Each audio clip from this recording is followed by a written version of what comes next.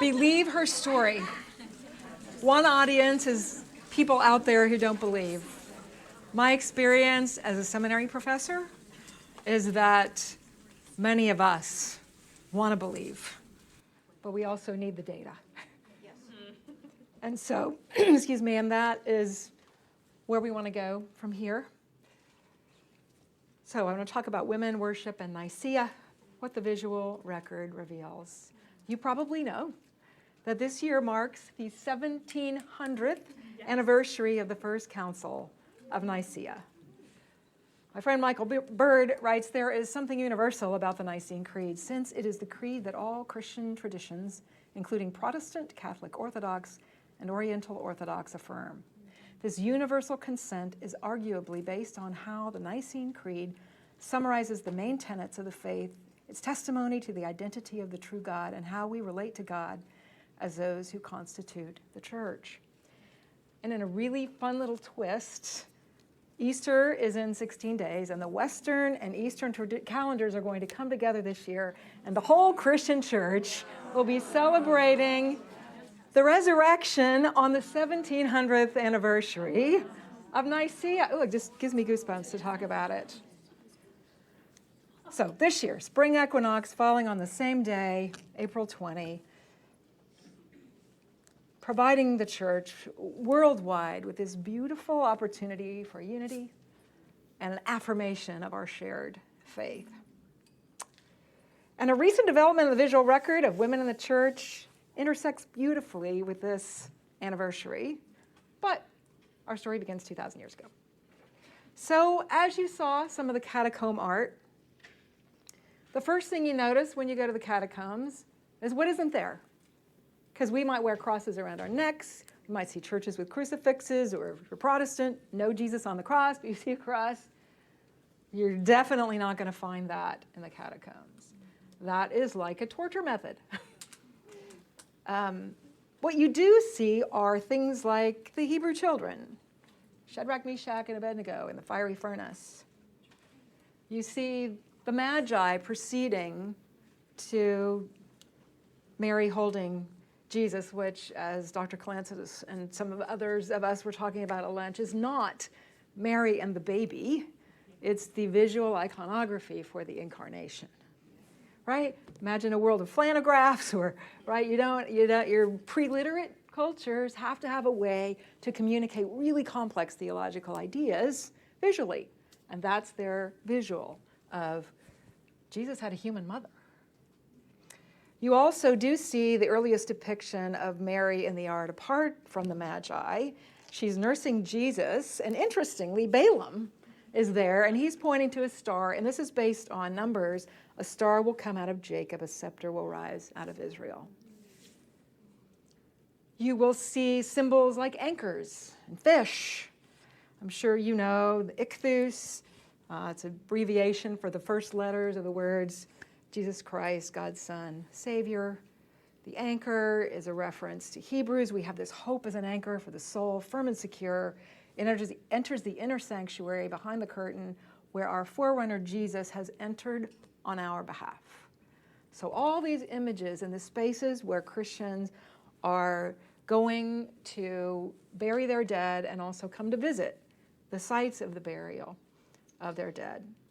Another popular image, which you saw hinted at in the Scriveni Chapel, is the story of Jonah. Is very connected with the resurrection, probably more so than you and I would think of it, because buried in the belly for 3 days. So you'll see Jonah imagery in the catacombs relating to death. You'll see stories of Jesus from the Gospels. Here's one of the Jesus with the bleeding woman. But what you'll really see a lot of is Jesus as the Good Shepherd. What you'll really see a lot of is Jesus as the Good Shepherd. Okay. So here's a timeline that's important to think about. You have the Good Shepherd image dominating 200s, 300s. And then you have the Edict of Milan. What happens? Emperor Constantine takes Christianity from being illegal and hidden to it's legal.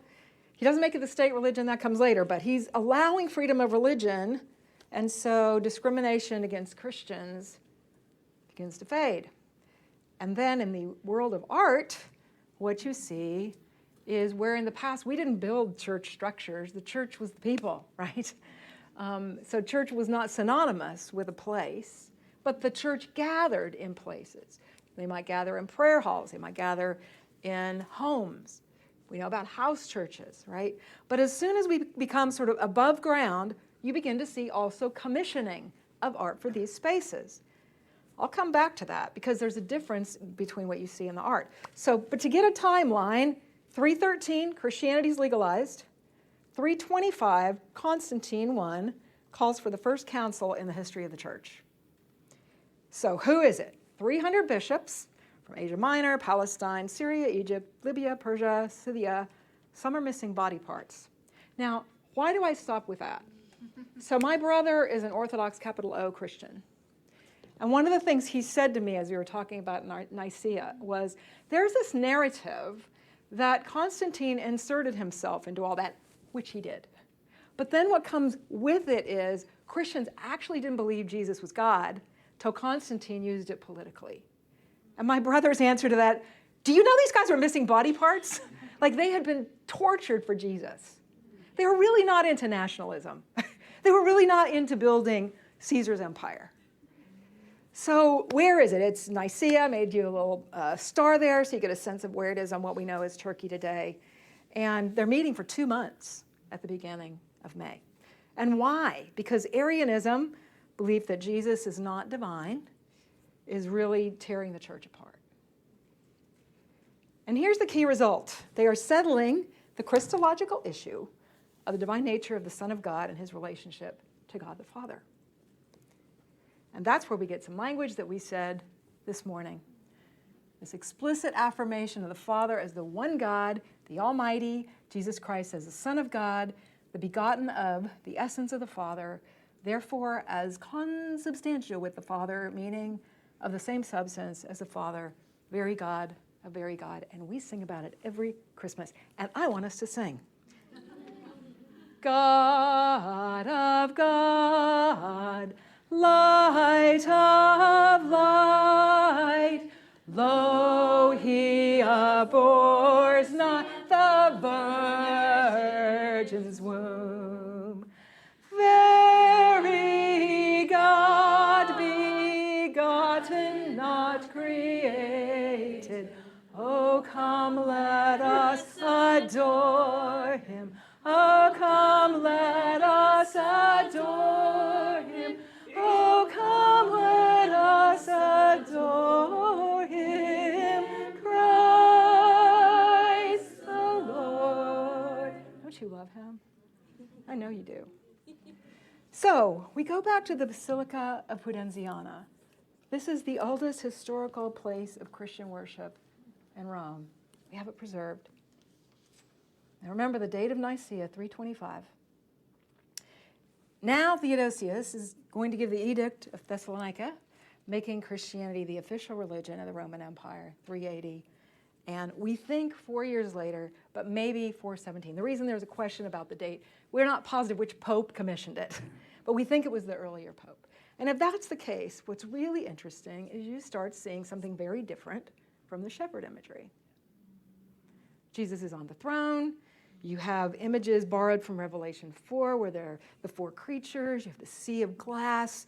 You have inserted into this picture Praxedes and Pudenziana, most likely throwing their crowns before Christ because that's what's happening in Revelation 4. Some have said, well, it looks like they're crowning Peter and Paul. It looks a little bit like that, but this is based on Revelation 4, and that's not what's happening in Revelation 4. So the text helps us interpret the art. But what's interesting is, okay, so Jesus is a sovereign. So post-legalization, we start to see Christ depicted above ground as a reigning emperor. Well, in the 1950s or 60s, ideas really took off. They were already floating, but they really took off, and they began to be cited in educational resources like the Khan Academy, which still uses it today. And they'll claim that the change in art is because Jesus evolved. Jesus started out as a simple shepherd, a good shepherd. But then when Constantine got involved, Jesus got a promotion to godhood. And that's why you see him as the king on the throne. We had in the written record of the Council of the Church that wasn't true. But the visual record, we were looking for some evidence. A number of years ago, my TA, Rachel Matthew, and I wrote a book called Shepherd and Emperor, Challenging the View of the Evolving Christ. And we looked at this as both and rather than either or, okay? Because Jesus continues to be represented as the good shepherd in art. It's not like Jesus the good shepherd disappeared and the emperor took over. So particularly in funerary spaces, you've got this Christian sarcophagi where Jesus is showing up. You have the so-called mausoleum of Galliplich, two different pronunciations in Italian, Galla Placia, Galla Placidia. I don't know which one to use because they don't know which one to use. But anyway, it was created initially to bury this empress. She never appeared there. We're not positive whose bodies. Somebody's bodies are there, but we're not sure who. But the point is, it was still a funeral space. It was still a burial space where this beautiful Ravenna mosaic is. And Christ, as the Good Shepherd, is showing up in this space in the 400s. So the choice to highlight differing attributes depends a little bit on the space. If you're in grieving spaces, you continue to really see the shepherd emphasized. So catacombs versus basilicas. Psalm 23 is more likely than Colossians 1 to show up in a funeral program. All right? It's not that we don't believe Colossians 1. It's that the context, we need a reminder of a kind shepherd. So it's not either or, and I love this observation from Amy Jill Levine. Jesus proclaims himself to be the good shepherd. The imagery is political, and it averts to Ezekiel 34, which equates failed political leaders with bad shepherds. To speak of good shepherd and to regard Jesus as the ultimate good shepherd can suggest, given the metaphor, political action. A good shepherd, a good ruler, serves, feeds, heals, and seeks. So it's not even so much either or as Rachel and I were thinking. So I want you to read with me some of the text of Ezekiel 34, because we tend to look at Jesus as a good shepherd and go straight to John 10, as we should. But Jesus, in what is recorded in John 10, was looking at Ezekiel 4, okay? There's literary layering happening here, all right? So I'll read the light words, you read the bold ones. Ezekiel 34. The word of the Lord came to me, Son of man, prophesy against the shepherds of Israel. Because my flock lacks a shepherd, and so has been plundered and has become food for all the wild animals, and because my shepherds did not search for my flock, this is what the sovereign Lord says. I'm against the shepherds and will hold them accountable for my flock. I will remove them. I will rescue my flock. For this is what the sovereign Lord says. I myself will search for my sheep and look after them. I will rescue them. I will bring them out from the nations. I will bring them into their own land. I will pasture them on the mountains of Israel. I will tend them in a good pasture, and the mountain heights of Israel will be their grazing land. There they will lie down in good grazing land. I myself will tend my sheep and have them lie down, declares the sovereign Lord. I will search for the lost and bring back the strays. I will bind up the injured and strengthen the weak. I will shepherd the flock with justice. Therefore, this is what the sovereign Lord says to them.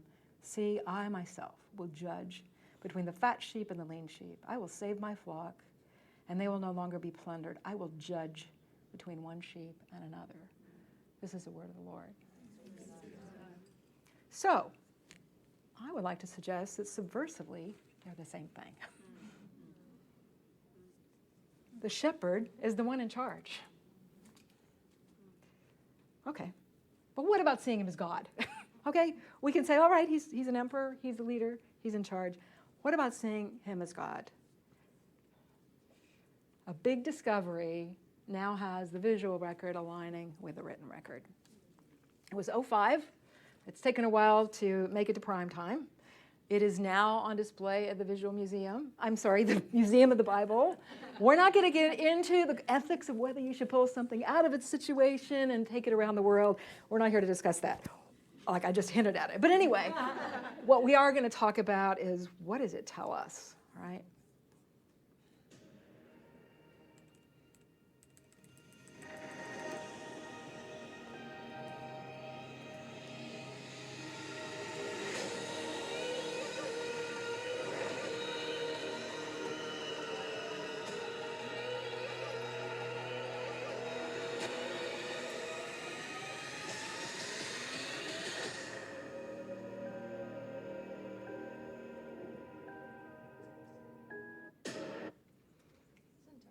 So, they're digging in a prison inside a military base. And they come upon this floor that's mosaic in the year, dating to the year 230. 230. How much time is there between 230 and Constantine? Hold that thought. So the historians are basing this on pottery and the coins, the inscription style. This is how they're dating it. And they date it to a time when the church buildings are non-existent. So they think this is probably a prayer hall. Christians are meeting. Hold the thought of it being a military base. So it's probably covered over time. Some think it might have been covered on purpose as certain persecutions rise and fall and maybe becomes too dangerous. But in 2005, it's discovered near the prison, about 580 square feet. Image of a fish will be familiar to you from the catacombs. Then there's a mention of a male benefactor as well. So this piece has 3 Greek inscriptions. The first one is a Roman centurion is mentioned as a benefactor. Yeah, so which this tells us, we think Roman centurions might have been worshiping with Gentile believers. That's kind of cool. So it also asks those who read the inscription to remember 4 women: Primilla, Syriaca, Dorothea, and lastly, Creste. That's what it says. 4 women. Remember these 4 women. Why? It doesn't tell us why. So then, use your imagination. We don't know has there been a tragedy and somebody gave money to remember them? Is this a memorial for somebody from the Order of Widows? Or we're memorializing those who led us? Is it gratitude to benefactors? I don't think it's that one. And the reason I don't think it's that one is because we have a named benefactor who's a Roman centurion. And it asks those who read the inscription. Okay, so it asks that. Okay, the missing link, the third one is the missing link. There's a section where Akeptus's name is highlighted, so you can see I have a square around it. She, the God-loving, Akeptus, which is possibly of Semitic root, has offered the table to God, Jesus Christ, as memorial. She is calling Jesus Christ God in a public Christian space in the year 230-ish. Okay? This is big. So just as a reminder, 230, God, Jesus Christ. 313, Christianity becomes legal. 325, very God, begotten, not created, language. So this inscription is predating the edict by 83 years.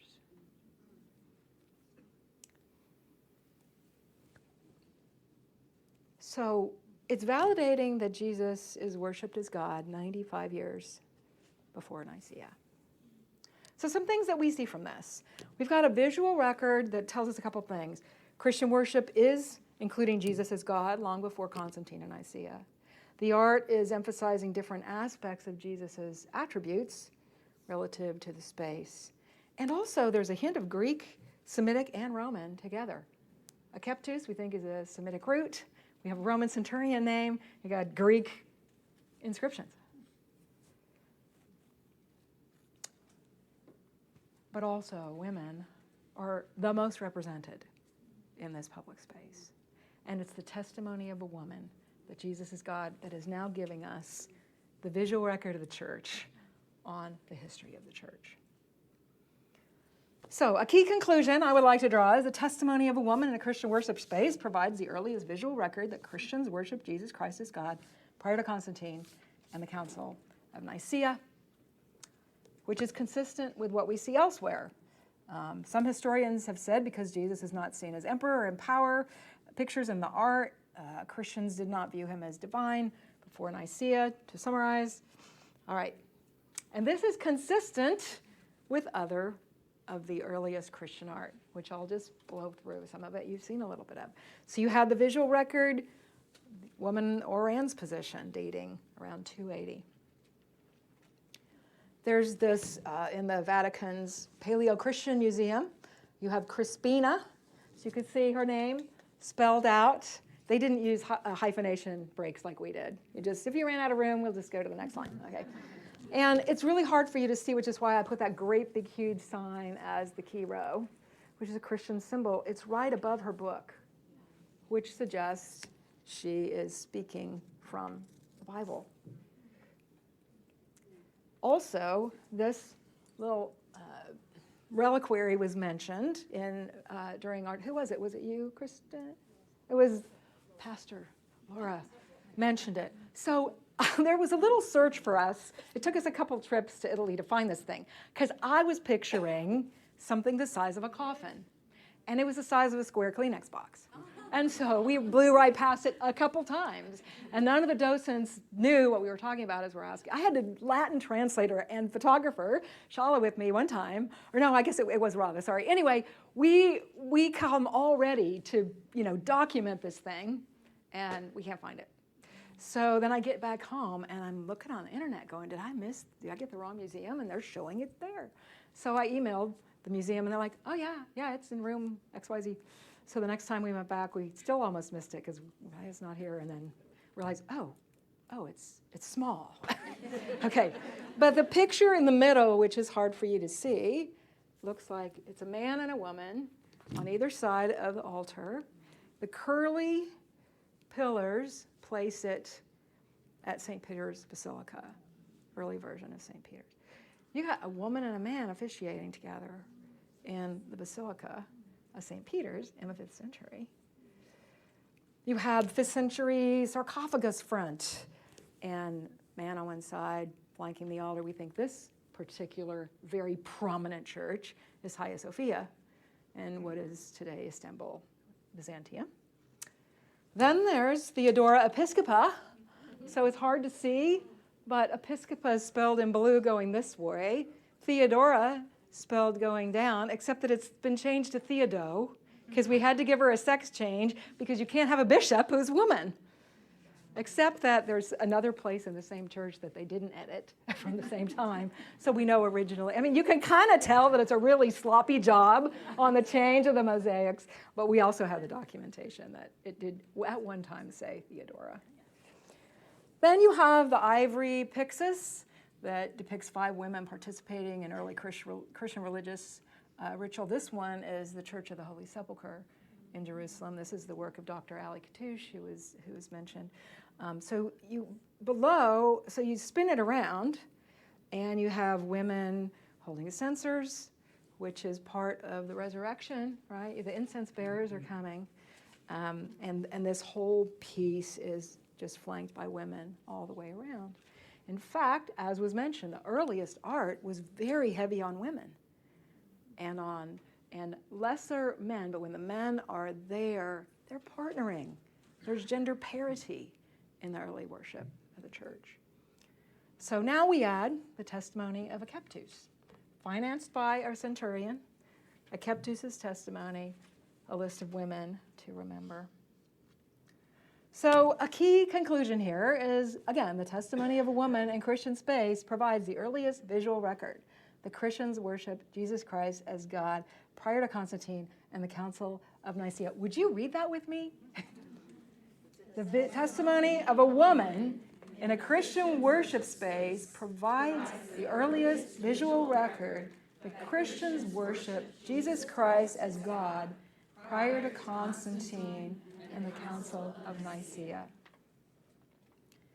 So the visual record that you've been hearing about for 2 days is overwhelmingly filled with the art and stories of women who were leading in the past 2,000 years. Betty Friedan gets way too much credit for what has happened in the church. She didn't start this. This started way back. But misogyny also goes back to Genesis 3. And you even see, what does Jesus ask? He's been with his guys for how long when one of them says, why is he talking to a woman? Don't you imagine our Lord's going, if you don't know me by now, right?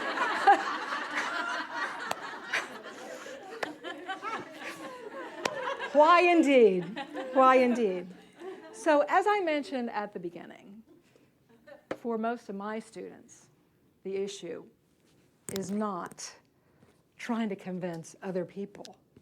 It's wanting to believe it's true, but afraid because we have been, especially women, conditioned to doubt ourselves because since we're so easily deceived and so much about wanting power, that it must be our bad impulse that is coming up wanting to serve the Church of God, to bind the wounds of the injured. And ironically, we get told, you're trying to get a title for yourself. Well, we took your title away. There has been encroachment, but as was suggested, it was into the women's spaces. But we need each other. The solution then is not to rise up and do what was done to us. The solution is men and women partnering together. Because we can believe the truth that Jesus Christ changes lives, and that means he also changes gendered relationships. And we, of all people, can love one another deeply from the heart, male and female, and not sexualize those relationships. Okay? And how desperately does the church and the world need us to model that? Imagine a child coming into a modern Sunday school without either a mother or a father in the home. And you got two Sunday school teachers not married to each other even, who have a fun relationship and like each other but aren't weird. That tells them it's possible without you ever saying a word. I had a phone call from a student she was going with a team training pastors from Iraq. They were bringing them across the border because they couldn't go into Iraq. And she calls me and she goes, Dr. C, it's possible. What's possible? It's possible for men and women to love each other and respect each other and train together and model what it looks like. Yeah. We don't have to wait till the kingdom to live that reality. And not only that, we are not the first generation who's doing this. We are standing on the shoulders of a cloud of witnesses who've already done it. We just didn't know. They got erased from our memories. So what do? We find our networks where we're believed. We find a network where you don't have to worry that let me put my screen self on, because they think I'm a feminist, a radical feminist, right? You find your people that know your heart is not to take over God's church. It's to serve the church. So you find your people. For some of us, Kelly Matthews, for example, Sarah Griffith, we're on Marco Polo. And when something happens in the news, we'll go, can you believe? Okay, because we know maybe it shouldn't go on our Substack. In fact, sometimes we will write a Substack and go, should I? And we're like, no, you cannot print that because you jeopardize everything else you've done or are doing, okay? So there's a time to speak and a time to be silent. And I can't tell you what that is. I can tell you to walk in the Holy Spirit. This is not a Jesus juke. I think we don't get told enough. You can trust the voice of the Spirit if you love God and want to hear from him. Lord, what's the wise thing for me to do here? Today it's to speak. Tomorrow it's not. Sometimes it's throwing your pearls before swine, saying, don't waste your breath. Sometimes it's rise up, sister, have courage. Rise up, brother, have courage. Sometimes it's figuring out, okay, a male ally needs to be the one telling this. Okay, who are my male ally friends? I need them to tell this story.